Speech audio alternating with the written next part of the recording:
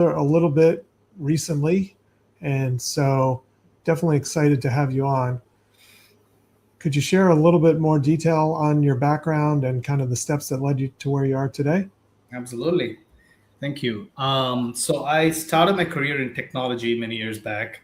I spent then many years in consulting, and I loved that phase of my career journey. And I like to say I'm always going to be a recovering consultant, going forever. Um, I spent about almost a decade at the Travelers in a couple of different roles. Wonderful firm, and met some great people, and worked together on some really impactful, fun stuff. I was briefly with Amtrust before I made the radical leap to go to a Series B startup. And my role currently, like you mentioned, I lead Liberate's commercial lines offering. And it's been a fun journey to figure out how do we,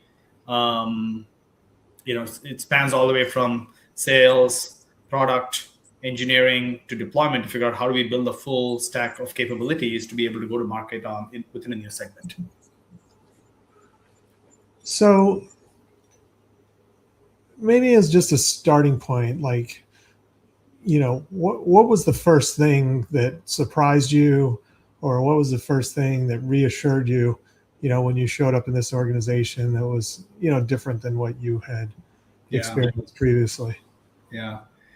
To me, there are two separate questions, and I'll take them both, right? So, part of making the move, part of the process of making the move, Liberate had just, we're very close to finishing their Series B round of funding. And I say this to a lot of my prospects as well. There's a lot of AI startups out there. Liberate was one of the investors behind Liberate was a Guidewire co-founder and former CEO. And in our industry, that means something, that carries some credibility. And even for someone like me thinking about the next move, that meant a lot, right? So that was very validating as I was entering Liberate. Surprising, it shouldn't be surprising to anyone, but the extent of it was very surprising, right? Which is, the surprising part was, you going from a big organization, leading teams of teams, to being in a startup, a growing startup, but a startup nevertheless. You quickly realize how much you need to quote unquote roll your sleeves up. That part should not be surprising to anyone, but the extent of it was very insightful to me, right? Because everything is you. If something's not getting done, it's because you haven't done something that day, right? And it becomes very apparent and jarring. So that part of it was fascinating, because on any given day, yes, we all expect to wear multiple hats. I liked that because I have worn multiple hats through my career, and this kind of fed into that side of me that I think enjoy. But the extent that one needs to roll up their sleeves and get stuff done was pretty amazing.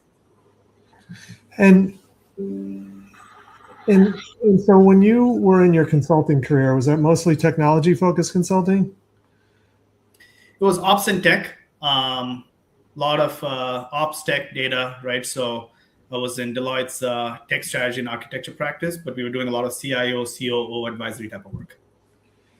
And so, what level of exposure did you have to startups there, or doing your work at the carriers? Yeah. So when I was working at Deloitte, we would engage with like the bigger vendors. One of my roles was to help build partnership with bigger vendors towards the end there. I saw a lot more startups. I was on the other side of the table when I was at, especially the Travelers, where, so one of my roles was to help drive an underwriting transformation there. And we would often have startups come in and pitch to us, and Travelers is a phenomenal organization, an innovation organization that would be the first round of review. And then once they liked a startup, they would bring them into the lines to do deeper demos. So I saw a lot of startups in that role. And I'm glad I did that, because it gives me appreciation now for being on the other side of the table, what it takes to not just have a very good first meeting, but the amount of work it takes to actually go through the process with a carrier or a broker to quote unquote make the sale. And now that you're on the inside, or maybe it doesn't matter whether you're on the inside or the outside, are startups different today than they were, a couple of years ago or many years back when you were consulting? Yeah. To me, there is a very clear before and after, right? And I've spoken to a couple other startup leaders and founders in the last few months. I feel like there's a bunch of startups that were, in my mind, fortunate to have started in the last 2 years versus everyone who started before. And the difference being, when you start, if a startup launched in the last couple of years or really scaled in the last couple of years, that means they're largely AI native. That means that, they are using agentic AI in how they work, right? And to me, that's a significant differentiator compared to any other type of startup. Said differently, I also think a lot of startups that, even in the world of insurance, that started, let's say, 5 years back or 4 years, in the last post-COVID, let's say, right? There's a lot of refactoring you need to do because things have changed a lot in the last couple of years, and that is just, can't believe I'm going to say this, but there's a lot of tech debt that you need to address, right? Usually, when I was on the carrier side, tech debt was stuff that was 20 years old. Now there's tech debt that's 5 years old because so much has changed in the last couple of years. So I think startups that started in the last couple of years, or scaled really in the last couple of years, have a very distinct advantage. And so, why now? Obviously, there's a whole range of startups out there, from, having your own idea and trying to, bring your own idea to life, to, pre-seed to seed to Series A to Series B, et cetera, et cetera. So, why this particular opportunity? Why this particular stage of company, or whatever the case may be? Yeah.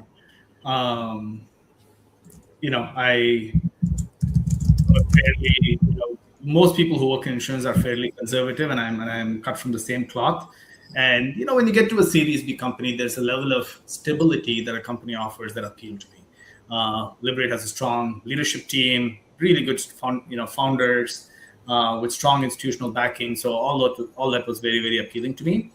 Personally, when I was thinking about what's next, one of my key guiding principles to think about what was next was I want to be hands-on with AI, right? That to me was almost non-negotiable, because if I need to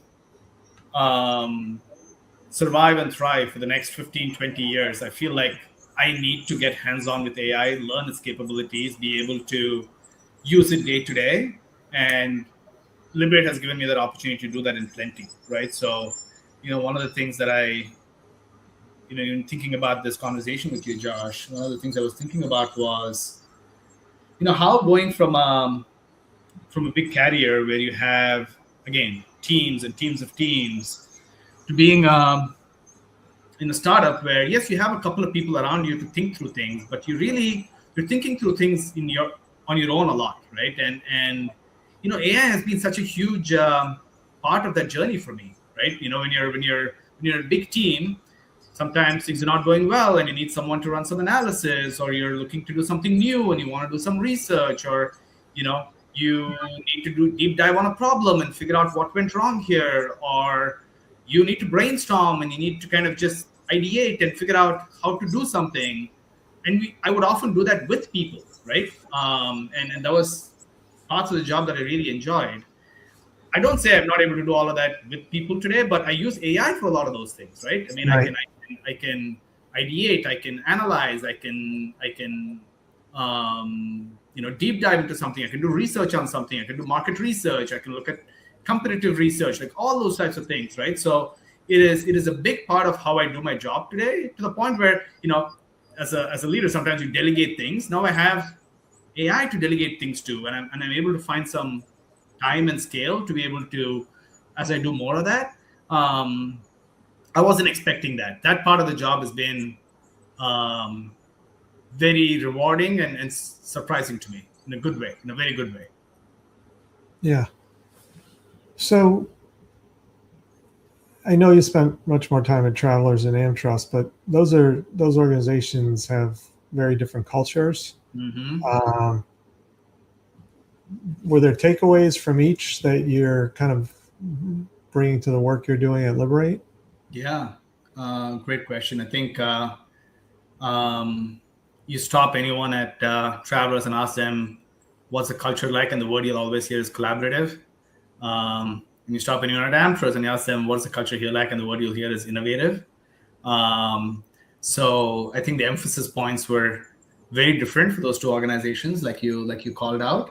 I mean, again, those are anywhere someone spends a meaningful amount of time tends to shape their character, right? So understanding how to work with people, understanding how to work with my prospects and clients to figure out how I best serve them, making sure that I, if it's not working, go fix it is very wired into Amtrust, and that's something that I carry here as well. So yeah, definitely helpful to have those experiences. And again, like I said, even prior to all that, being a consultant, that's probably the part of my career that has had the biggest bearing on who I am, right? So just being able to learn something very quickly, being comfortable with 80% while you figure out the last 20%. Those are all things that are very, foundational to being a consultant. And, I definitely carry those skills with me here as well. Yeah. So you mentioned kind of, some of the ability to interact with more peers, to toss ideas around, and now using AI for that. Are there other things that, you sort of concretely gave up when you crossed over? Is there anything that maybe surprised you in terms of what you gave up when you crossed over? I mean, I miss the people management side of things. That's a part of my job that gave me a lot of like emotional satisfaction, right? Because at the end of the day, in a lot of these jobs that I have had, I'm not close enough to the customer to see the impact of my work directly translate to helping a customer at their point of distress, right? Because that can be very, very satisfying. A big part of the satisfaction comes from, working with your team, getting them to resolving roadblocks for them, helping them,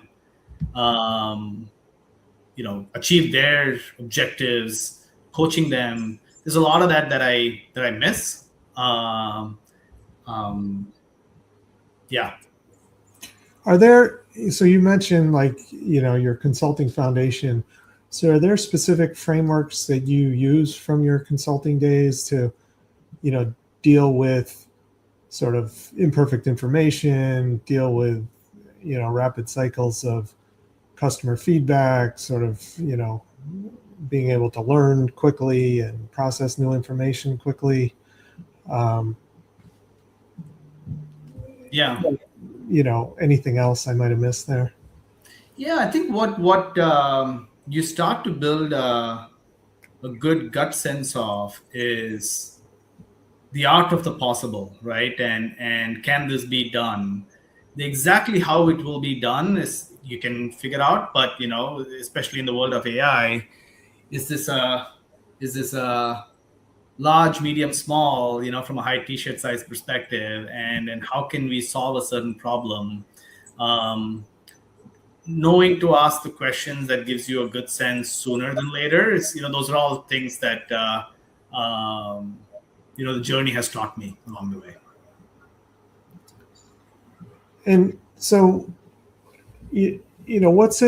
what's your experience been like going from being kind of on the buy side to the sell side? Like, yeah, there are certain things that you thought would translate more easily, sort of your understanding of how people do buy on the other side. Yeah. How well Yeah. does that translate, or is every organization kind of unique? Yeah. What I remind myself of and I remind my team about a lot is the internal process to kind of get to the finish line, make the sale, whatever, right? And um, because the friction is real, and it is in some ways necessary friction because having been on the other side of the table, on the buyer side of the table, as you called it, there's multiple stakeholders that have to feel lukewarm, with one person feeling very excited about something or two people feeling very excited about something, right? So that's step one. And then you can't get too excited after that, because then you need to go through this whole process where, yes, there's the CFO part of the house where you getting the business case signed off and stuff like that. That makes logical sense. Then you get into legal and procurement and redlining and all those type of things. In parallel, you have IT security, and these days you have AI governance and AI architectural reviews and so on and so forth. So, that friction is real, and I need to remind myself of that. And it's easy to get disproportionately excited after a wonderful stakeholder meeting, but you need to remind yourself of the journey that this takes sometimes. And yeah, it just helps us. It helps us get a little bit having folks like me and a few others in the firm who've been on the other side of the table helps us navigate those processes, right? Because there's no malintention here. Everyone's trying to do their job, and helping them do their jobs effectively and giving them the right information at the right point in the process helps us somewhat accelerate that process, but it's still a process. And do you find it gives you credibility with folks on the other side of the table, or at the end of the day, the product kind of has to do what it does, and you have to? Absolutely. And again, I feel very fortunate about the time I spent at all my firms, but the Travelers has a very special place for me. So it's very helpful to have walked in some of my prospect shoes, and to be able to empathize, be able to understand their pain points and engage them where they might be at. It's definitely very helpful. And what's it like reporting into leadership in an organization at this stage with prominent outside investors who put a lot of money in versus whether it's a specialized insurer like Amtrust or 170-year-old firm like Travelers? Yeah. I mean, in the SaaS world today, growth expectations are intense, and in the AI SaaS world, AI world today, it is even more so, right? So, we are still operate within the insurance vertical. That's all we do, P&C insurance, right? And we just talked about the flip side where the process is long and it takes a long time to get to the end of to get to the start of a project, if you will. But at the same time, we need to grow and scale to meet our investors' ambitions and aspirations and our own ambitions and aspirations. So this, that's the tension in the system. But I'm surrounded by wonderful people, really, really wonderful people, and people, several of whom are insurance experts. So feel like we have the right team here to be able to navigate that. And I mean, I think sometimes people feel like, especially ones that are more than a century old or coming up on 2 centuries old, organizations, thinking, decades or 5 years or 3 years or whatever it is. And then a startup's, even one that's well-funded, is thinking on a much different cycle. So what's that like? Yeah. I think being on the buyer side, and several of us coming from the industry, gives us there's a cadence to the annual cycle, right? And knowing how to engage at different points in the cycle is helpful. Whether it's a 30-year firm or a 130-year-old firm. I mean, these days they operate somewhat similarly, right? I mean, Q1 happens and everyone's excited about doing a bunch of things, hiring a bunch of people, and then Q2, Q3, Q2, everyone sits down on the cats and trying to figure out how to make sure that they have the necessary staffing to be able to handle that effectively. And then Q3 comes and everyone sits down in budget planning and they're like, there's a lot of, we are putting you in the budget for next year type of conversations. And then Q4 comes and they're like, oh, okay, there's some excess money now and we want to spend now and do something soon. So knowing that cyclical nature, knowing that cadence and figuring out how you best engage with clients is helpful. And when someone says, listen, I don't have the money, you also understand that, all right, so it's not going to happen for 6 months. So let's revisit this at the right time because, again, budgets are budgets and it